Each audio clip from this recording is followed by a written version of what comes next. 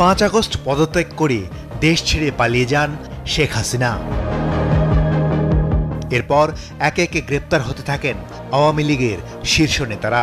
তবে অধিকাংশ আওয়ামী লীগ নেতা গা ঢাকা দেন। নানা গুজব আর কথার ডালপালায় অধিকাংশ পলাতক আওয়ামী লীগ নেতার অবস্থান সম্পর্কেও কোনো তথ্য মেলেনি।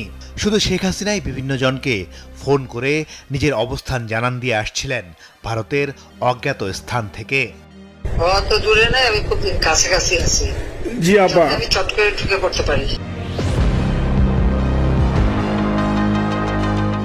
তবে এই প্রথম খোঁজ মিলল আওয়ামী লীগের কয়েকজন প্রভাবশালী নেতার।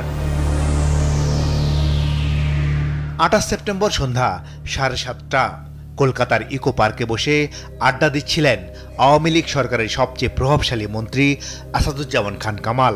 মুখে শ্বেতশুভ্র সাদা দাড়ি, দূর থেকে দেখে চেনার উপায় নেই।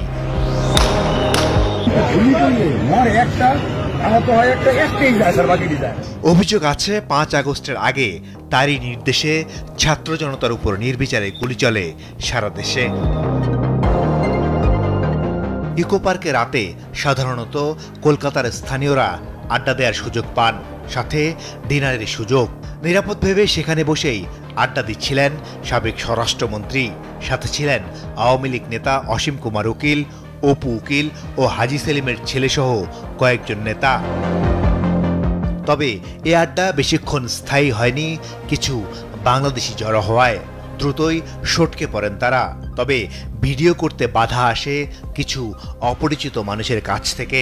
সে সময় পার্কে থাকা কিছু বাংলাদেশি বিষয়টি নিশ্চিত করেন চ্যানেল 24-এর কাছে।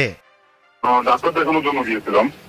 এখন আমরা আমাদের প্ল্যান ছিল পরের দিন আমরা ঢাকাতে ব্যাক করবো, কিন্তু আমরা ইকো পার্কে গিয়েছিলাম সন্ধ্যার দিকে ঘুরতে। পরে ওইখানে দেখি বাংলাদেশি কিছু লোকজন আর কি জট লাগানো অবস্থা ছিল। পরে আর কি আমরা ওইখানে গিয়ে দেখি স্বরাষ্ট্রমন্ত্রী ওইখানে ছিলেন এবং সাথে আরো কিছু যারা টকশো করেন তাদেরকে আমরা ওইখানে দেখছিলাম। অনেক 7:30 দিকে গিয়েছিলাম। তো ওখানে রাতে আর কি খাওয়া দাওয়ার জন্য দেখি ওখানে অনেকটা একটু জটলা মতো আর কি ছিল। ওখানে আমরা যে দেখি সাবেক স্বরাষ্ট্রমন্ত্রী বাংলাদেশ আসাদুজ্জামান খান কামাল ওখানে ছিলেন, আর ওনার সাথে ছিলেন অসীম কুমার উকিল ও অপু উকিল। হ্যাঁ, এই কারণে অনেক লোকজন ওখানে ভিড় ছিল আমরা দেখি। পরবর্তীতে ওনারা আর কি খুব বেশিক্ষণ ছিলেন না, তাড়াতাড়ি এখান থেকে আপনি সরে যান। পার্কের দায়িত্বে থাকা ব্যক্তিরা বললেন বাংলাদেশিরাও ইকো পার্কে বেড়াতে আসেন, তবে এখন সংখ্যায় কম। বিদেশি আছে, আগে খুব আসতো, এখন বিদেশি একটু কমে গেছে। বাংলাদেশ থেকে কেমন লোক আসে? বাংলাদেশে মোটামুটি আসে। আগের পরিমাণে বাংলাদেশ থেকে আগের পরিমাণে কমে গেছে অনেক। বাংলাদেশ আছে কিছু, অল্প অল্প আছে, বেশি খুব একটা আসে না, অল্প আসে। আগে একটু বেশি আসছে। আসাদুজ্জামান খান কামালকে ধরতে দেশে 4 দফা অভিযান চালালেও ব্যর্থ হয় আইনশৃঙ্খলা রক্ষাকারী বাহিনী। কিন্তু তাকে ধরতে না পারলেও এরই মধ্যে তার ছেলেকে গ্রেপ্তার করছে পুলিশ।